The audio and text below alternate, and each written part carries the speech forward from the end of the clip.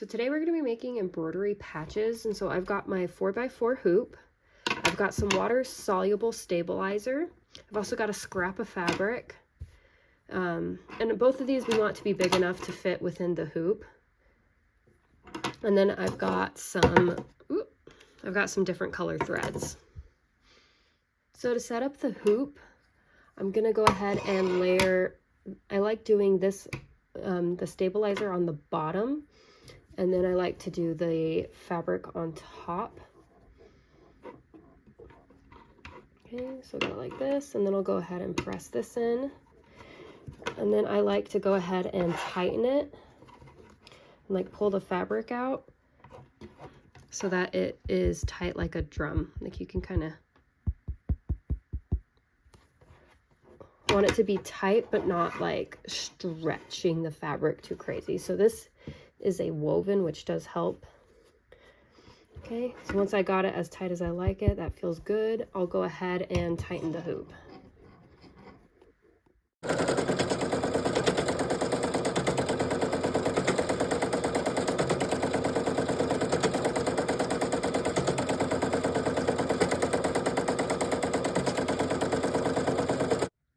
Okay, so we've got the middle part of our patch sewn, and so what I'm gonna do is I'm gonna cut around the shape, getting kind of close so that when we do the satin stitching around, it'll fully encompass the edge of the fabric.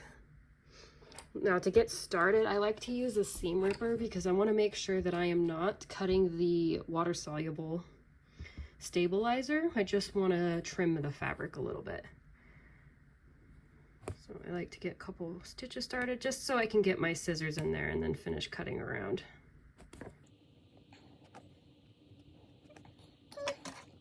There we go.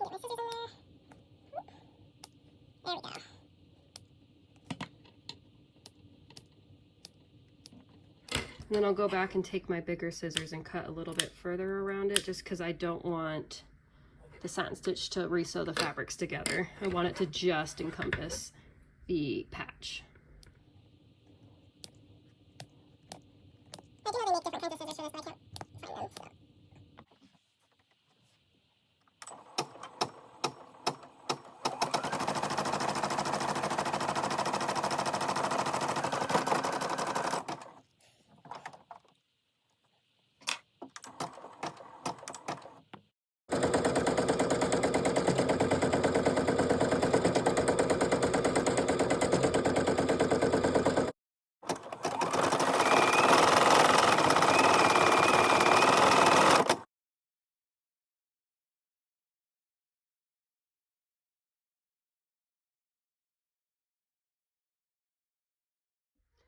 Okay, so now that it's all finished stitching out, I'm gonna go ahead and trim the rest of my loose threads.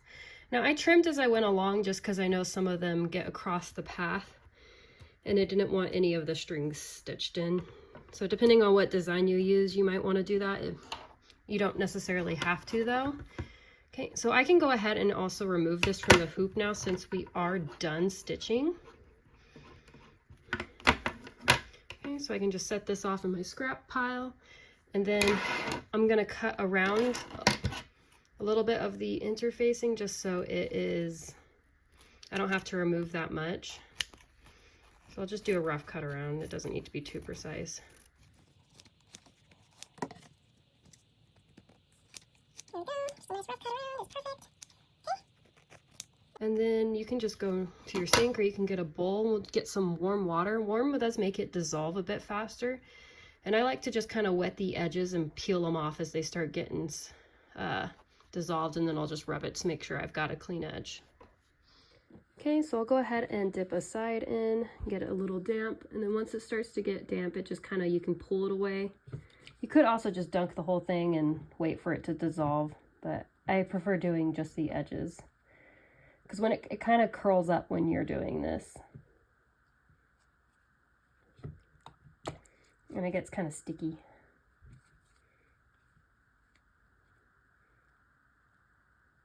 Okay, almost done. Okay, there we go. So that's all dissolved and taken care of. Now I'm just going to leave it to the side to dry. So I've got this towel here just to kind of get some of the excess moisture off. And I'll just leave this on my desk to dry. Okay, so I've got some Heat and Bond Ultra Hold here. And so I've got the paper side, so this shiny part is the glue side. So we're going to trace our patch onto the paper side. Now when we're doing this, we want to make sure that we have it so the right side of the patch is touching the paper. So that way when we cut it out, the glue will be for the wrong side of the patch. So I'm going to go ahead and get this cut out. Okay, so my patch is now cut out. So I'm going to stick the shiny side to the back of the patch. Okay, so we want the shiny glue side on the back of the patch. Okay, now I'm going to go ahead and stick my iron on and press it. So I have mine heated to the poly setting because I'm using polyester thread. So I'll just go ahead and stick it down. Make sure I get it lined up. So I like to stick it down a little bit with heat and then push and hold it for like 10-15 seconds. Okay. So I'm going to leave that to cool down for a little bit, and once it's cool we can peel the paper backing off and it is ready to attach.